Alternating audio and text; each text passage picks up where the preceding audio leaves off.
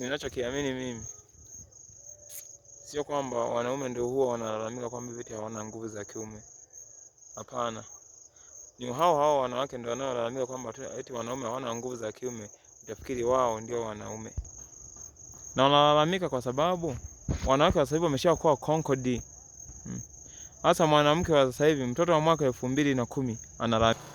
Yaani mtoto wa mwaka 2010 eti analalamika kwamba hafikishwi. Eti kwamba mume wake amfikishi kileleni. Mtoto wa mwaka 2010. Si huo ni usugu? Huo ni usugu. Ameshazoea kutoka na wanaume kibao. Yaani ameshakuwa usugu conquered. Sasa nani wa kumfikisha sasa? Ikiwa kila mwanaume atakuwa kwamba hivi hana nguvu za kiume. Wanawake, hebu acheni umalaya. Hebu kaeni na mtu mmoja muone kama kweli amfikishwi kileleni. Acheni umalaya, umalaya tu ndio umewajia ovyo. Acheni umalaya.